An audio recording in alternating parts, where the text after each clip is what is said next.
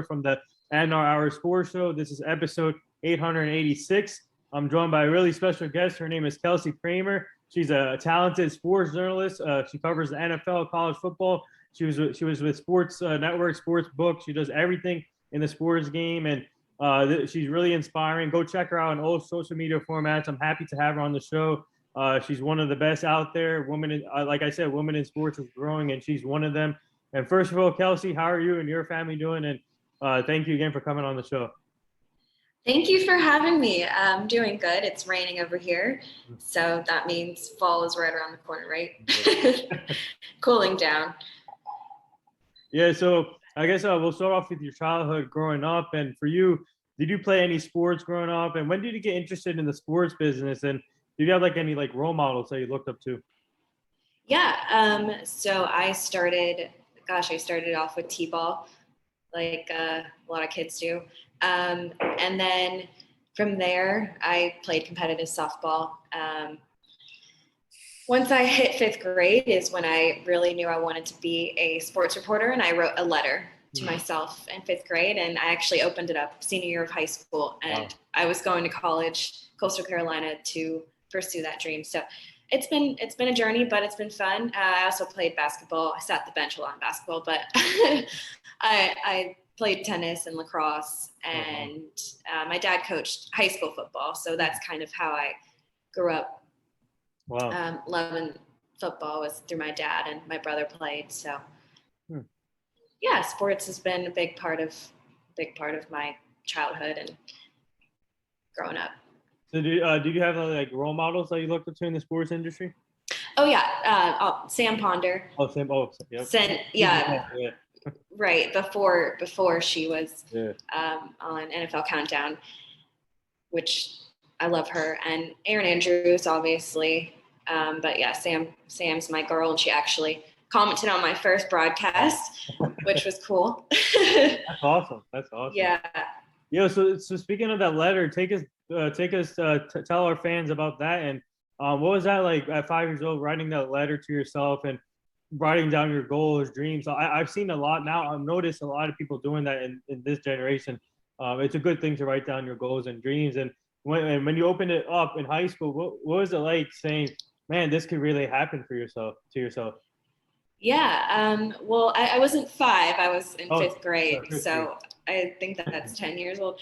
But our English teacher had made us do that. And I still write my goals down every New Year's. My dad has made that a big thing, to write 10 goals down and put them, well, now up to 20, and put them on your mirror to look at every day. But I think it's very important, especially for our generation, because there's so much social media. So it kind of, when you look at that, it gets you back on track. Like, this is what I'm doing. This is what I want to strive, who I want to strive to be, not what I see on social media and all that. So yeah, writing down your goals is definitely something I think everyone should do, especially at a younger age.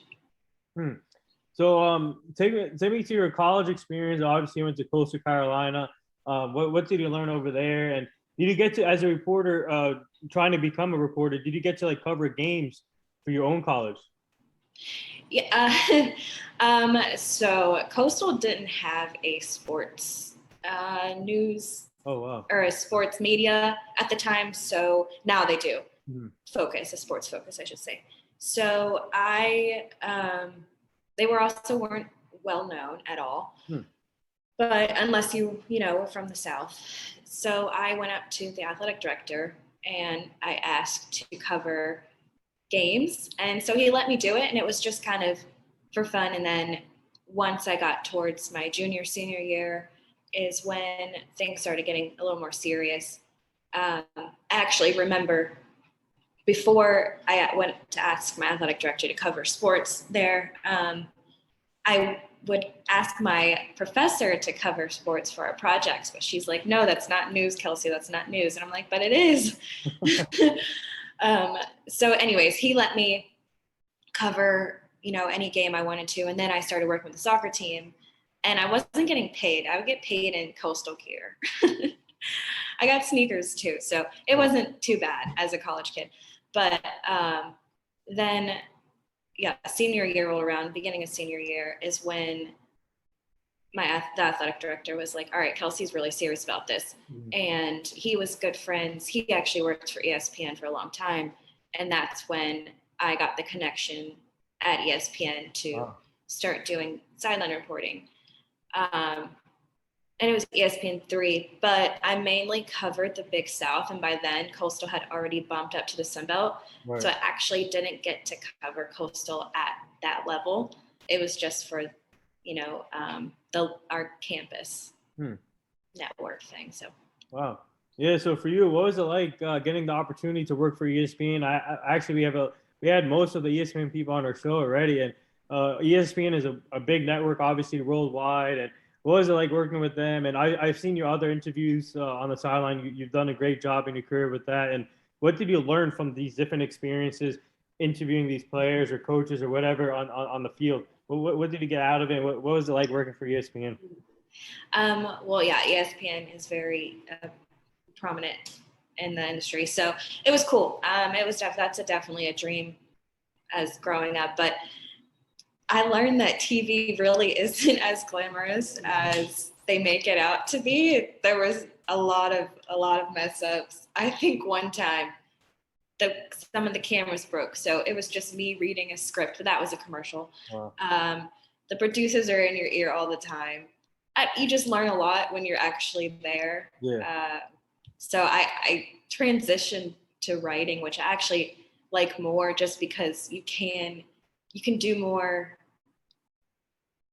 You're not being told what to do, I guess is what I'm saying. Not that you're being all the time told what to do on the sidelines, but you can be more creative and yeah. Yeah, so not only ESPN, you work with iHeartRadio, sports, Fox Sports Radio. So what's that like? Just to, obviously in this generation, it's important to build network connections with people, and obviously connected with a lot of your fellow coworkers. So what's it like working on these multiple programs, networks, radios, and making those connections with other people? I started at iHeart Fox Sports Radio, and while I was in college, I did internship in LA, and I wasn't paid then either, so scooped ice cream on the side to make some money. And my dad helped me out a lot there. But from there, I went back to iHeart last year, but I had kept in contact with I guess you would call him like my supervisor, whoever oversaw me. Right. For Mike, his name's Mike. But I kept in contact with him through these years, and when I was moving to Arizona, I needed a job to move to Arizona, and he was able to get me a job, and he opened the door for me, I should say. So these connections, that was 6 years ago. So I kept that connection through the years, and he also wrote me a recommendation letter for grad school, which I ended up not pursuing because I moved to Arizona. But yeah, it's these connections can help you along the way. So it doesn't even matter what job you're starting at, even if it's just a local newspaper, those connections will help you get, to the next level. Yeah. So for you, what's it like? How do you balance covering both NFL and college football? Because obviously they start at the same time. But for you, how fun is it for you, and how do you balance it out? Gosh, well, I'm more primarily focused on NFL right now, but I do some college still with Sportsbook Review. Balancing, there's no such thing as balance when it's just chaos. I guess, I don't know. It's a disaster, really. You just try to keep up as much as you can. And even if it's like an hour or so before you're going to do the project, you just kind of wrap up everything. It's just keeping on top of everything and watching what's going on. Because if you do take that day off, like, you are just so far behind. So yeah, I don't really have. If you find out, balance, let me know, because I need that. Yeah. So Well, when do you I'm just curious for you, when you're not working and busy covering the NFL or whatever you're doing, what do you do for your free time just to get away from your work? Aside from sleeping, no. I have a dog, so I hang out with him a lot. I got in football season, there's no way to get away from it, even the off season. But my parents live at the beach, so I'm grateful for that to get away too. That's definitely a time to wind down. But yeah, I love reading, but when I'm reading, I feel like I need to be writing. Um, there's no getting away from it. But it's a good thing. It's a good thing. Yeah, for sure. So for you, obviously, like I said, I brought up earlier that women in sports is growing big time, and we have 8 people on my team, and four or five of them are females on my team, and I'm giving every opportunity to all females to get to their goals in the sports industry world. And for you, what's it like seeing yourself and like you just said, Sam Ponder, Aaron Andrews, Sarah Fuller, first female kicker. You got Sarah Thomas, first ref in the Super Bowl, and it keeps going down. I can go down the list. And what's it like to seeing the growth of women in sports? Oh, it's incredible. Obviously, we need more of it. I think when they, the first this, the first that, like it's 2021. It shouldn't still be the first this, the first that. So, but just to keep,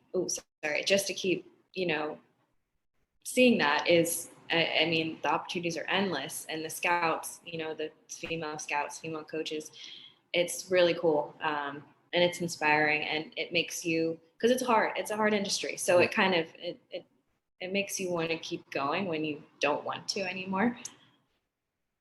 So, all right, I got to ask you this. I know your last name is Kramer, but yeah, there's a woman out there named Andrea Kramer. Has anyone actually related to her? I'm not. No. Andrea Kramer. Yeah, you know her? No? Maybe down the line. Maybe way down the line we're related, but I don't know her. Okay. No, she's she's one of the best out there. She covers all sports pretty much. Oh, I don't know her. Oh, you don't? No, I should probably know her. Yeah. Yeah. So, but for you, obviously with NFL coming back soon, college came back already last week, and these both sports coming in full fledged, and hopefully they can go through a successful season without any disruption with the COVID. But finally, we're going to see some fans here. So, what are you most looking forward to as a journalist, and when the game season starts, and seeing fans back in the stadiums with masks or without masks? Yeah, no, that's going to be life changing. No, none of the crowd fake noise, but even watching it, like I feel like that's.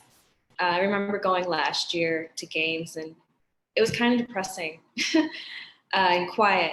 So now it's going to be chaos, and the stadiums are going to be packed, and the adrenaline's going to be so exciting to be there.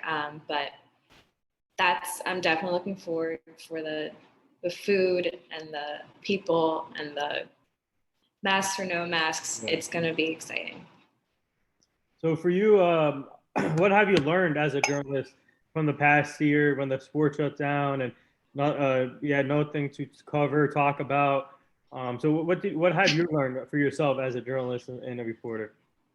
I mean, when the world shut down, and what we learned as journalists, everyone can say this, is there's always news to cover. I remember writing a story about, oh gosh, I forget which, it was one of the Falcons defensive linemen, but he was like, I'm turning into a meatball.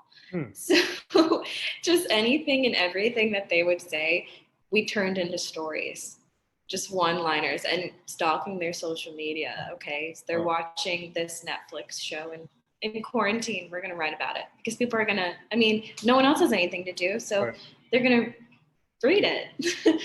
But just covering anything and everything, but there's always something out there to cover. It's just you really might have to spend time searching for it. Yeah. So are you planning on going to these games to covering it too in person. Yeah. And yeah, you still have to wear a mask, right? What are the protocols for the journalists, especially? Yeah. So sorry, I'm using, I still Oh, use these headphones. I'm like, oh, you're good. You're fine. I love these headphones. But the protocols are all the media has to be vaccinated, which understandable. And I don't know if we have to wear masks on top of that or not, but yeah, I'll be going to some games, home games in Atlanta. Not the opener next week, but probably in October through November, December. I think only like 25 media members are allowed. At least that's how it was at camp. So I don't know what the max is for the game day, but yeah, vaccinated, and they're probably going to have us wear masks too. So, but at least we'll be there. So obviously, now the technology is much better in the sports industry from when you started. So what's it like? How easy is it for you guys now, working with the technology here as a journalist and whatever you guys use? How easy is it now from when you were coming up as a journalist? Oh gosh, now there's TikTok, Yeah. Instagram. It's just everything is so creative. Like you have to keep up with the times, or you're gonna fall back, and you're gonna be the old school journalist, which I love old school journalists still. But yeah, now it's social media. Like I still have to work on that. You have to make your social media more known and out there, and using it every day. So it's definitely different, just keeping up with the world. And I like to hide from the world. So, but yeah, no, that's if you're growing up now to be a journalist, I feel like there's just so many more opportunities because your face is already out there, and your writing can get out there in seconds. So, Are you big on stuff? Are you big on TikTok? I am not. I'm supposed to learn it. Yeah. I mean, I know how to kind of do it. I don't know. My attention span is short, so even those short videos aren't. I get bored. But I'm gonna get with the times though. Yeah. So we had a former NFL quarterback on the show. His name is Brad Johnson. If you know him, a Super Bowl champ. He played Buccaneers, Cowboys. He's big into TikTok now. All these former NFL players are big into TikTok now. All these old men. Crazy. Does he make them, or does he just watch them? He makes them. He makes them. Oh, cool. I'll have to find him. I'll send you funny. Yeah. Yeah. Are you on TikTok? No, not yet. I think we've been discussing as a team whether or not to put our show on TikTok. Just put some funny content out there. You should. Yeah. Like mashups. Yeah. Or bloopers or something. Yeah. Yeah. So I want to ask you though, what advice would you give to young people and young kids or that are trying to reach their goals and who's trying to be in the sports industry too, like us? And what advice would you give them? Persistence. That's what I learned at Fox Sports. Persistence is key to getting where you want to go. And also, I'll reiterate what Sam Ponder told me. She said, just enjoy the journey. And I think, with all the social media, we're always comparing ourselves, but wherever you are, like I still have a long way to go where I want to be. So I'm just enjoying it, and take your time, because when it's your time, like you're going to get that call and you're going to get to where you want to be, and just enjoy it. That's all I have to say. All right. So so we're live on Speaker, Spotify, iHeartRadio right now. And one of my fans are in here from this is another show you should go on, BS3 Radio. They said, what's up? And they said they're not on TikTok. At least I'm not the only one. I'm not on TikTok either. So yeah, but you should definitely go on their show, BS3 Radio. Thank you for joining in. They do a great job with their show. So yeah, thank you for having me. Yeah. So sorry, my voice sounds like this. Yeah, so you definitely should go on their show too, BS3 Radio. They're awesome. But I want to ask you about the NFL offseason and draft.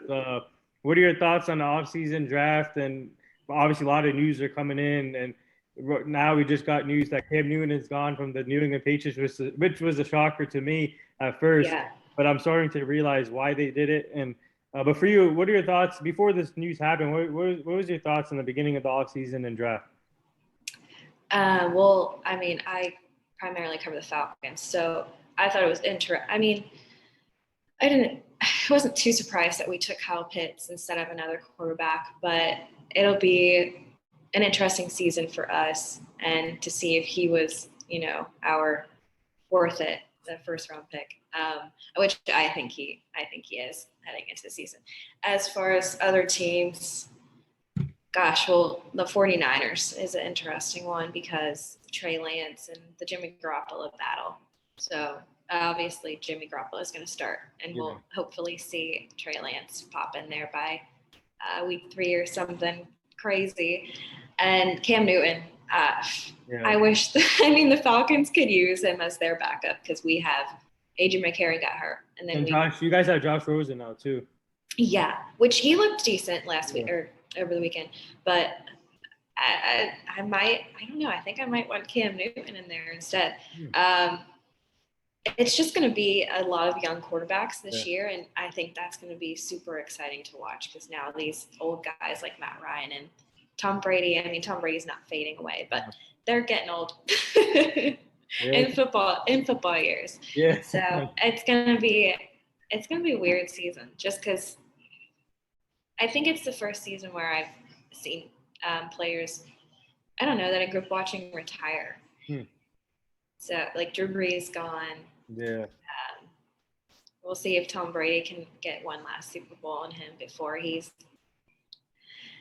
out there because I'm sure his wife wants him football. I think, in my opinion, Tom Brady has 3 more Super Bowls in him. 2 more? 3 more? Yep. I don't know. I think this guy is he's the ageless wonder, I call him. He's definitely a different species. Yeah. And then he'll probably go into coaching or analyst. I could see him as a coach or analyst, for sure. Yeah, definitely. Yeah, so I'm a big Dallas Cowboy fan, and oh gosh, and we play Tampa week 1 coming up. So so what are your thoughts on them? Because the big question is Dak Prescott. He needs to stay healthy for the whole year, and obviously we made a big improvements. We got Dan Quinn, your former coach. I love Dan Quinn as defensive coordinator. I think that's a big pickup for us. What are your general thoughts on the team, and how do you think we improved? And do you see we need a backup quarterback, and do you see Cam Newton possibly coming to us? Oh, Cam Newton to Dallas. What happened to Ben DiNucci? He got re-released. He got caught, yeah. Well, yeah, that's a hard game up to kick off this season. All 22 starters for Tampa's coming back, so they have their entire Super Bowl team. But Dan Quinn is a defense whisperer, so I think that's huge for y'all. And you guys, I mean, your offense and Zeke, you have Elliott back. Yep. So with him and Dak, I think that's going to be a huge. And CeeDee Lamb possibly taking the next step.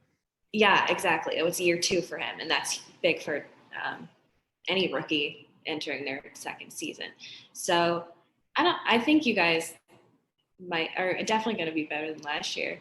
I don't know how much better, but Dan Quinn in there and Dak Prescott back is going to be big. So I don't know who the backup quarterback is. Oh, right now it's Cooper Rush, which I don't trust him either. So we released we released 2 of our backup quarterbacks today. Garrett Grover and Ben DiNucci is gone. I'm happy about that, but I'm still not confident because Cooper Rush. I like Cooper Rush, but he's okay. He knows the system, but I'd rather have a guy who's more established, veteran. And Cam Newton would fit perfectly in Dallas because Dak Prescott. I'm not saying he's Cam Newton, but they play similar.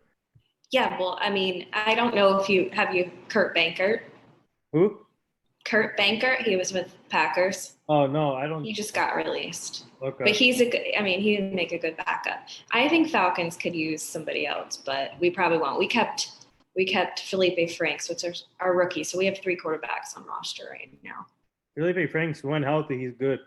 Yeah, he is. He's young, so he's Yeah. promising. Yeah. I He watched. I always watch SEC games, and when Florida was on, when he was with Florida, he we always had him. He always flashed out during these games in Florida when he was healthy, and unfortunately the injuries got to him. But whenever he's healthy, he's a productive quarterback in my opinion. I love that. That's cool. I didn't really pay attention to him when he was in college, No, so that's cool. we watch college football. We watch college football a lot, and we pay attention because whoever pops up on our screen, we always say, let our teams get them, please, because we always we love dissecting college football players to see how talented. Just for the next, I'm a Notre Dame fan. So pay attention to them. That's funny. I thought Falcons were going to get Kyle Trask. I'm glad that didn't happen. He went to Tampa. Yeah. What a guy! What a good guy to learn from, Tom Brady. So I know, right? I mean, anyone who learns behind him is destined for greatness, right? Except Jimmy Garoppolo. No, Jimmy Garoppolo is back. He's back. Yeah, Jimmy Garoppolo. Yeah. But so now we do this fun little segment on the show. It's called the rapid fire segment. You ready for this? Oh gosh, I don't know. Okay. All right. Most memorable interview you have done, and most memorable sports coverage you have done. Most memorable interview. Yeah. Okay, Joe Moglia at Coastal Carolina before he retired. Most memorable story. Yeah. Gosh. This is I'm not good at rapid fire. Memorable story. There's like a million.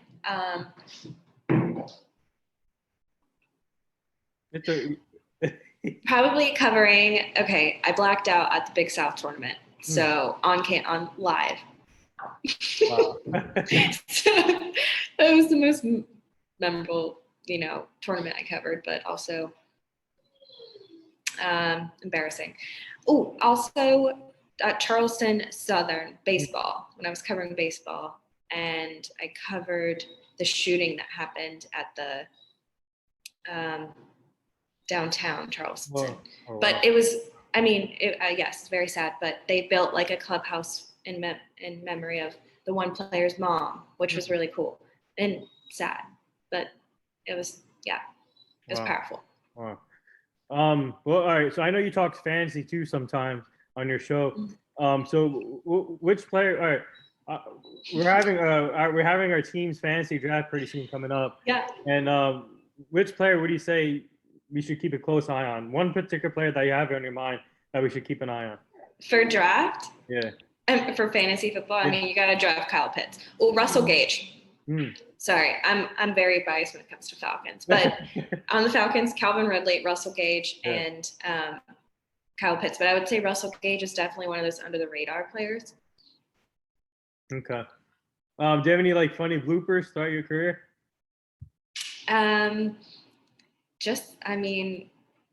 There's a lot of bloopers, but definitely blacking out. Okay. That's about it. I'm not that exciting. Favorite baseball team? Braves. All right. So what are you most looking forward to this season? Watching another year of Matt Ryan, and hopefully the Falcons take the next step, because I've always thought they always had the talent, but they don't know how to take it to the next step. Yeah. So for you, what are you looking forward to seeing the Falcons do this year with the pretty much new offense, a lot more weapons for Matt Ryan, and I think the defense should be improved there too. Yeah, we already look better on defense, but I'm excited to have a ground game this year. We haven't been able to successfully run the ball in probably 4 years.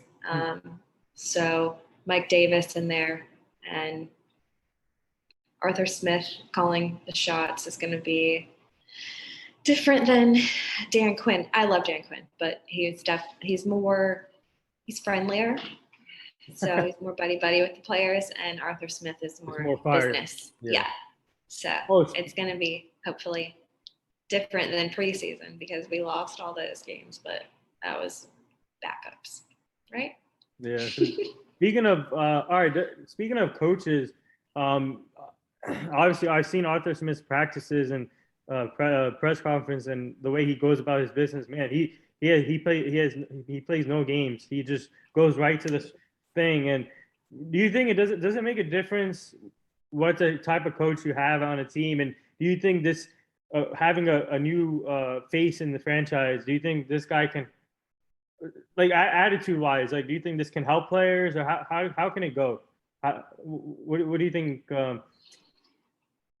Yeah, I think his attitude and the way he goes about things is, different from Dan Quinn and more important because players aren't getting comfortable. I think a lot of players got too comfortable with Dan Quinn. Like, okay, I messed up. Like, DQ isn't gonna make me run laps tomorrow. But Arthur Smith is making kids run laps at practice for a missed tackle, and I mean, it's gonna help with their mistakes for sure. I think because they're not comfortable. And I think, I don't know, it also depends on the culture. Like Tampa Bay, they could have really anyone leading the pack, but Tom Brady's going to be the one to really lead the pack because he's serious. Yeah, he is. And Bruce Arians. Yeah. Too. Yeah. Funniest person that you work with right now? Funniest person that I work, oh gosh, Kyle with SBR. He's a nut. And Donnie and Kyle. But they're both great. I'll be doing shows with them this season. So you'll get to they're nuts. Yeah. But they're a great duo though. Favorite food? Hot dogs.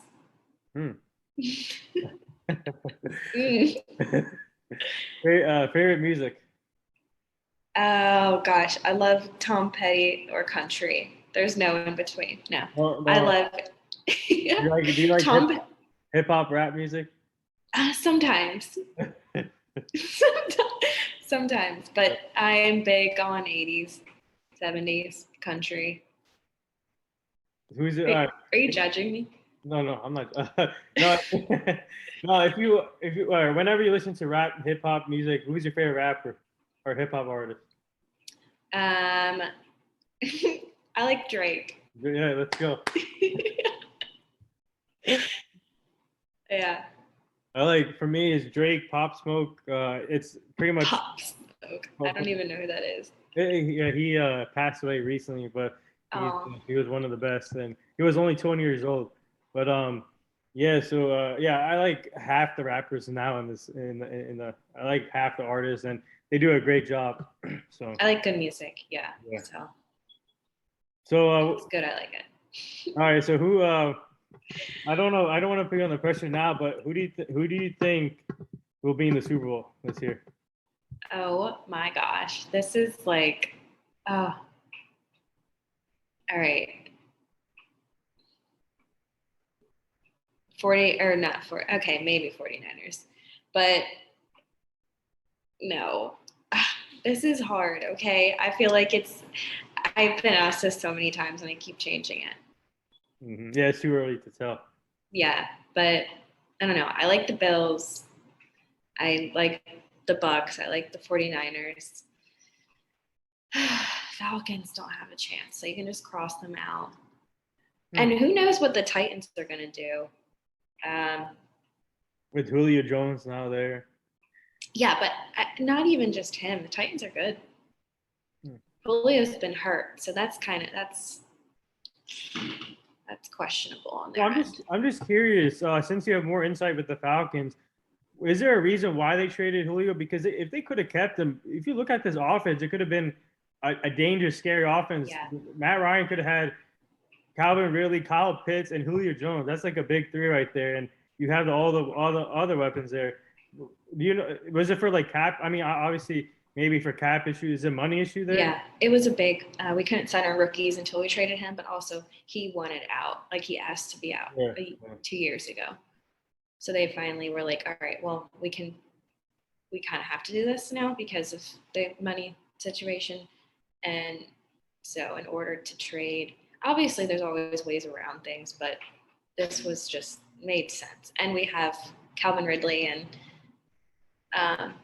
Russell Gage and Cal Pitts, so we're going to be okay with the weapons. It's just if our coaching can change things around. So before we get to the last two things, where do you think Cam Newton will sign?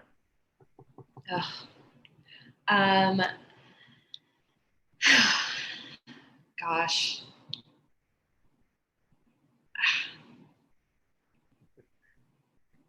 I don't know. I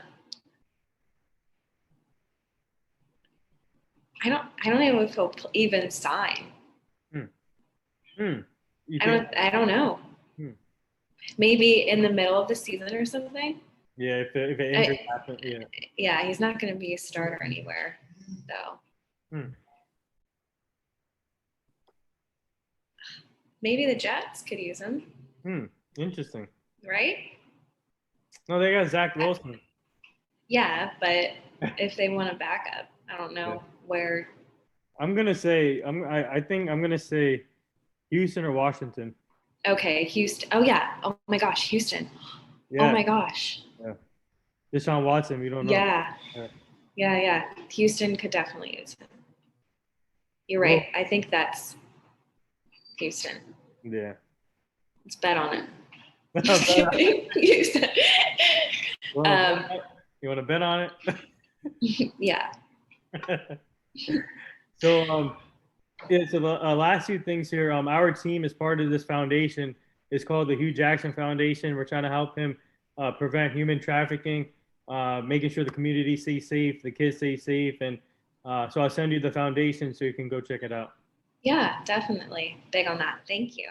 Yep. And the last thing here, would you like to say anything to all the nurses, doctors, and essential workers right now? Oh my gosh, they're literal angels, and I don't know how they're getting through this, but I love you guys, and thank you for everything that you're doing, because you're saving lives, and you saved my grandma. So yeah, so God bless you, and thank you. Well said over there, and there it is. That wraps up episode 886 with the talented NFL journalist Kelsey Kramer. Go check her out on all social media formats. Go follow her. She's really inspiring. She's one of the best out there. And Kelsey, thank you again for joining the show. It's truly an honor, and we would like to have you back on the show at some point so you can meet the full team eventually. But keep up the great work. Like I said, you're such an inspiration. You're doing big things already, and just keep it up. And you're learning from the great. Obviously, Sam Ponder is a great person to learn from. So, but thank you again for coming on the show. Thank you for having me. Anytime.